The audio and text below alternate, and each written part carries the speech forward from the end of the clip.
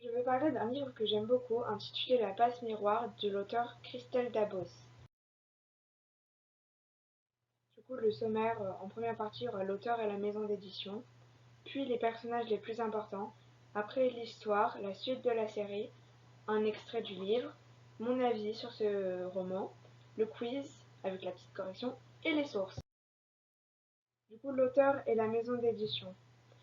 L'auteur s'appelle Christelle Dabos, elle est née en 1980 sur la Côte d'Azur et a écrit ses tout premiers textes à la fac. Mais malheureusement, elle attrape un cancer à la mâchoire. Pendant 3 ans à l'hôpital, elle s'évade grâce à l'écriture. La maison d'édition de ce livre, c'est Gallimard Jeunesse. Ils ont édité tous ces livres en format normal comme en format poche.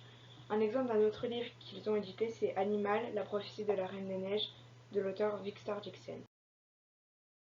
Les personnages les plus importants sont Ophélie, qui est l'héroïne de l'histoire.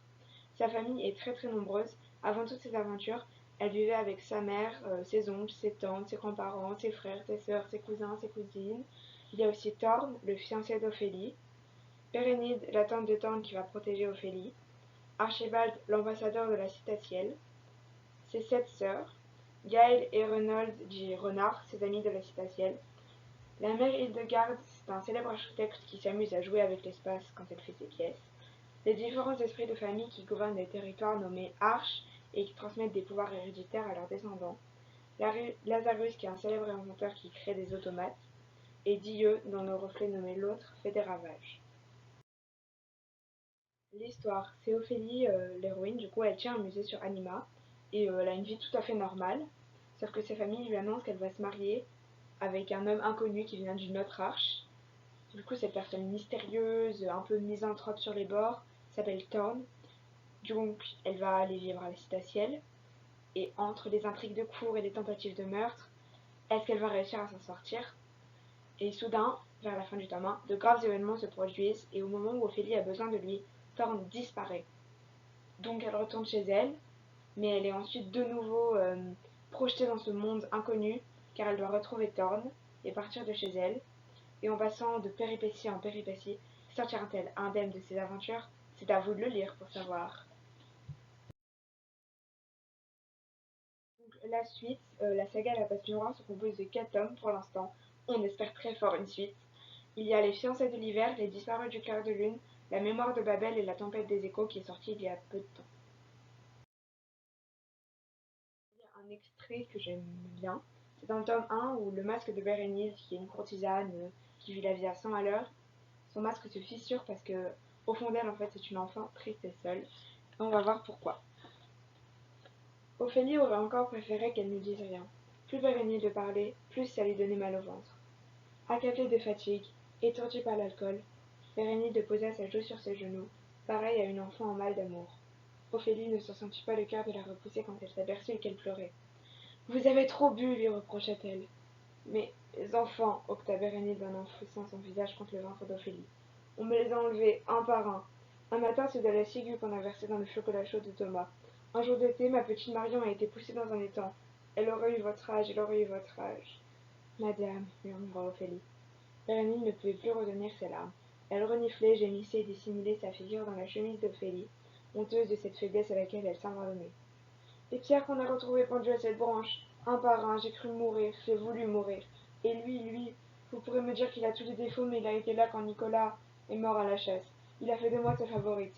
Il m'a sauvée du désespoir, comblée de cadeaux, promis la seule chose au monde qui pouvait donner du sens à ma vie. Bérénice s'étrangla de sanglots, puis articula du bout des lèvres. Un bébé. Ophélie poussa un profond soupir. Elle dégagea doucement le visage de Bérénice, noyé sous les larmes et les cheveux. Vous vous êtes enfin montrée honnête avec moi, madame. Je vous pardonne. Dans ce passage, on voit donc que Bérénice a perdu tous ses enfants et que le grand seigneur de la Citatielle lui a promis un bébé.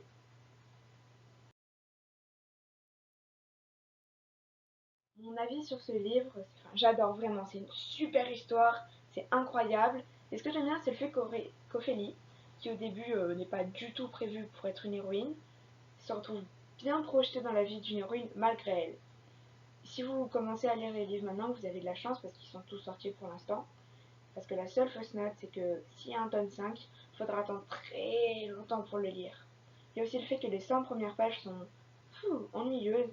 mais qu'après on est vraiment pris dans l'histoire. Mon personnage préféré c'est Archibald l'ambassadeur, car sous son apparence rieuse, il se soucie vraiment de ses êtres chers. Ma conclusion c'est ceux qui aiment le fantastique et les héros ou les héroïnes prêts à tout pour atteindre leur but, allez-y tout de suite. Ceux qui n'aiment pas les trop gros livres, doucement, hein, parce que chaque tome fait environ 520 pages. On dirait pas, mais c'est beaucoup. Donc voilà un petit quiz pour voir si vous avez bien écouté. Du coup, comment s'appelle l'héroïne? Ophéline, Ophélie ou Bérénice? Quel est le nom de l'ambassadeur? Thorn, Arthur, Archibald? Combien y a-t-il de tomes? Il y a 4 tomes, 5 tomes ou 3 tomes?